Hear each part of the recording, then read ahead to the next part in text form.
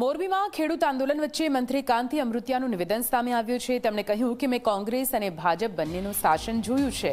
હાલ ખેડૂતોને એક વીજ થાંભલાના 70 લાખ રૂપિયા મળે છે। ખેડૂતોની જમીન ખેડૂતોની જ રહેવાની છે તેવું પણ અમૃતિયાએ કહ્યું। ખેડૂતોની જમીન સરકાર કે કોઈ કંપની નહીં લે। ખેડૂતો માટે સરકાર દરેક બાબતમાં સકારાત્મક છે તે પ્રકારે નિવેદન અહીં કાંતિ અમૃતિયા દ્વારા આપવામાં આવ્યું છે। મેં બે સરકારનો વહીવટ જોયો, કોંગ્રેસનો જોયો અને ભાજપનો જોયો। હું ભાજપમાં લોખા નથી કરતો, અહીંયા હોય તો સાચું જ કહું।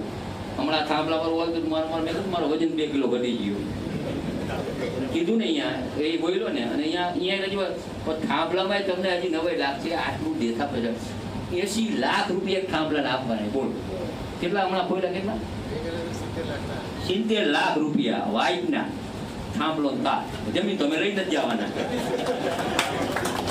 અને જેમ અમે આમ સોબરીને ધોકા વધારે મારે।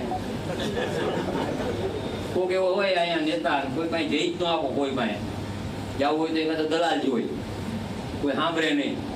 આ 70 લાખ ઓછા કહેવાય? મને પેલા કયો એક થાંભલો નાખી તાર નાખી 70 લાખ એના વાઇટનો છે, જમીન તમારા ખાતે છે નહીં। એટલે કહેવાનો અર્થ એ કે સરકાર બહુ પોઝિટિવ